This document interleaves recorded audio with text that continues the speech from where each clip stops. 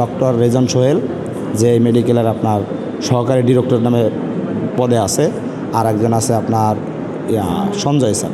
এই দুইজন মিল্লা বলতেছে যে চারতলায় যাও, গান শটের পেশেন্ট সব চারতলা আছেন, যাই চারতলা যা খাসি কাটা করে।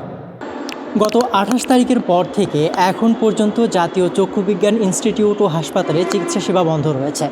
জুলাই আন্দোলনে যারা চোখে গুলি লেগেছিল, যারা আহত রয়েছে, তাদের সাথে একটা বিষয় নিয়ে হাসপাতাল কর্তৃপক্ষের যে একটা সংঘর্ষ হয়েছিল, যে ঘটনাটি ঘটেছিল, তারই দরুন কিন্তু এই চিকিৎসা সেবা বন্ধ রয়েছে। এখন পর্যন্ত আমরা এসে যেটা দেখতে পেলাম যে এখানে যারা সেবা নিতে আসছে বিভিন্ন জায়গা থেকে, তারা এসে কিন্তু ফিরে যাচ্ছে। হাসপাতাল অনির্দিষ্টকালের জন্য বন্ধ রাখা হয়েছে। এখন এটা কবে ওপেন হবে এবং কবে এখানে আবার স্বাস্থ্যসেবা চালু করা হবে সে বিষয়ে কিন্তু এখন পর্যন্ত কিছু জানা যায়নি। আমরা এখানে এসে জানতে পেরেছি যে অতিরিক্ত স্বাস্থ্য সচিব এবং পুলিশের একটি দল বৈষম্য বিরোধী ছাত্র আন্দোলনের সময় যারা চোখে গুলি খেয়েছিলেন, যারা আহত রয়েছে, তাদের সাথে মিটিং করছে। তারা আসলে জানার চেষ্টা করছে যে এর ঘটনার পেছনে আসলে কে বা কারা রয়েছে এবং এই হামলার পেছনে কারা জড়িত রয়েছে, এটি তারা তদন্ত করে বের করার চেষ্টা করছেন। আমরা ততক্ষণ পর্যন্ত অপেক্ষা করব এবং জানার চেষ্টা করব যে হাসপাতাল খোলার বিষয়ে তারা আসলে কতটুকু কার্যকরী ব্যবস্থা গ্রহণ করছে, যাতে একটা সুন্দর সুষ্ঠু সমাধান হয় এবং দ্রুত হসপিটাল চালু করা যায় সে লক্ষ্যে কাজ করতেছে। অলরেডি কাজ চলতেছে। তবে আমরা উভয় দিকের বক্তব্য শুনে আমরা একটা যাতে দ্রুত খোলা যায় এবং কার কী রোল ছিল ঘটনার সময়, যাতে নেক্সট টাইম এই ধরনের ঘটনা না ঘটে, এইসব বিষয় নিয়ে আমরা একটা সুন্দর রিপোর্ট দেব।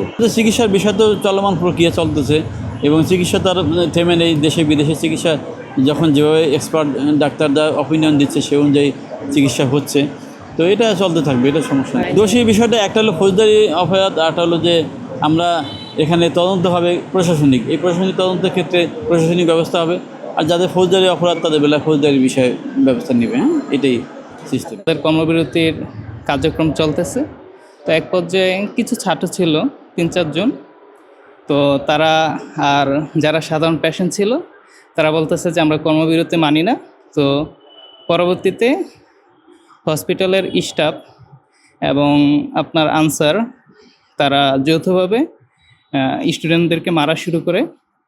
তো পরবর্তীতে ছাত্ররা মার খেয়ে যাওয়ার পর ওই সময় কিন্তু হসপিটালের আপনার স্টাফরা তারা আপনার সাধারণ পেশেন্টদের গায়ে হাত তোলে, যারা ভিডিও করে বা যারা কর্মবিরতি মানি না তাদেরকে মারধর করে। পরবর্তীতে ছাত্র মার খেয়ে যাওয়ার পর তারা আবার পুনরায় আসে তাদের দল নিয়ে। তো তাদের দল আর হসপিটালের আনসার এবং স্টাফদের মধ্যে সংঘর্ষ হয়। পরবর্তীতে পুলিশ আসে, সেনাবাহিনী এসে তাদের বলতে ছাত্রদের উপরই তারা মারধর করে। তো তারা নিয়ন্ত্রণে নিয়ে আসে, পরে প্রেস আসে, এটাই। আর এর মধ্যে আমিও সাধারণ পেশেন্ট ছিলাম।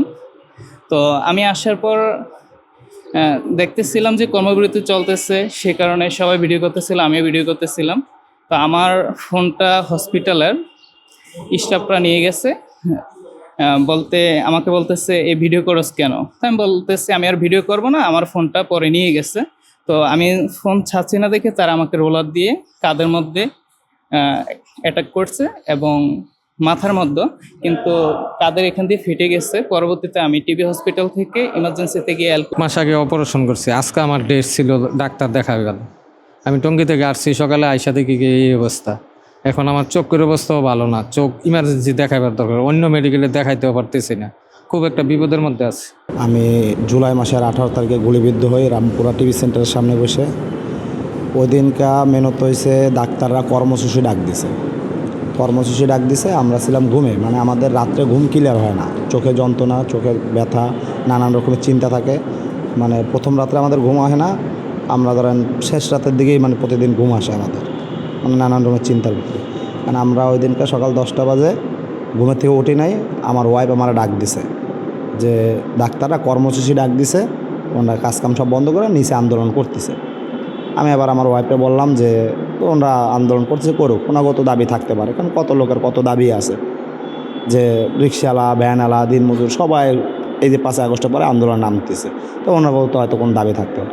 কয়ে আমরা আমাকে মতন রয়েছি। এর ভিতরে মানে দেখতে গেছি 4তলার বারান্দা থেকে দেখতে গেছি যে নিচে কীরকম কী আন্দোলন করতেছে, কারা দেখতেছি। এর ভিতরে আমাদের 3টা ভাই আমাদের জুলাই যোদ্ধা, ওরা 3জন 4 দোকানে গেছিলো মনে হয়। ওরা 4 দোকান থেকে আসার পথে ওকে 3জনরে মারধর করতেছে। আর আমরা ওই উপরে থেকে বলতেছি যে ওদের গায়ে হাত দিস না, ওরা আমাদের লোক, ওরা গুলি খাওয়া পেশেন্ট, ওরা অসুস্থ, ওরা মারিস না, ওর চোখে সমস্যা, পরে আরেক চোখে সমস্যা হয়ে যাবে। এই যে বলছি, এর ভিতরে ওইখান থেকে আপনার ডক্টর রেজন সোহেল, যে মেডিকেলের আপনার সহকারী ডিরেক্টর নামে পদে আছে, আর একজন আছে আপনার সঞ্জয় স্যার, এই 2জন মিল্লা বলতেছে যে 4তলায় যাও, গানশটের পেশেন্ট সব 4তলা আছে, যাই 4তলা যা খাসি কাটা করো। এই যে বলছে, বলার পরে আমরা তো বারান্দায় খাড়া দেখতেছি, শুনতেছি। পরে হিল্লুল ভাই নামের আমাদের একটা গুলি খাওয়া পেশেন্ট আছে, হিল্লুল ভাই আবার আমার বলতেছে কোরবান গেট লাগাই দাও, ওরা যেন ভিতরে না আসতে পারে। মানে আমাদের কোনো গ্যাঞ্জাম করার মুড নেই। আমি হিল্লুল ভাইয়ের কথা শুনে আমি কেসে গেলে তালা মারিয়ে দিছি। তালা মারিয়ে দেওয়ার পর ওরা 4তলাতে চলে আসছে, আইসা তালা ভাঙার জন্য অনেক চেষ্টা করতেছে। তালা ভাঙার জন্য অনেক চেষ্টা করার পরে এক পর্যায়ে মানে তালা ভাঙতেছে ওরা আর কি অলরেডি। ওই সময় আমার ওয়াইফ আবার বাইরে গেছিলো, মানে তালা মারার আগেই, মানে আমার বাচ্চার জন্য নাস্তা আনতে। এখন আমার ওয়াইফ আবার আসার পথে আমার ওয়াইফ আর কি মানে নির্যাতনের শিকার হয়, আমার ওয়াইফের গায়ে হাত দেয়।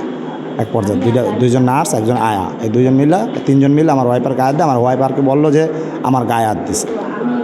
আমি আবার জিজ্ঞেস করলাম কে গায়ে হাত দিছে, এরকম নার্সে আর আয়া, এই 3জন মিলে আমার গায়ে হাত দিছে। পরে হিল্লুল ভাই কয় কি গেটটা খোলো। পরে আমরা গেটটা খুলছি, গেট খোলার সাথে সাথে আমাদের মার শুরু করা, কারণ হাতে লাঠি, ছোটা, রড এগুলো সব ছিল। আর আমরা তো কোনো গ্যাঞ্জাম করবো না বলে উল্টা আর আমরা গেট লাগাই দিছি। আমরা গ্যাঞ্জাম করবো না কেন, ওর সাথে আমার কোনো শত্রুতা আমি নাই, কেন কাগজ সাথে গ্যাঞ্জাম করবো, ওরাই তো আমাদের ট্রিটমেন্ট দেবে, ওরা আমাদের সুস্থ করবো, ওর সাথে তো আমাদের গ্যাঞ্জাম করার কোনো প্রশ্ন আসে না। কিন্তু কী কারণে যে ওরা আমাদের সাথে গ্যাঞ্জাম করছে আমরা সেইটাই এখন তো খুঁজে পাই না।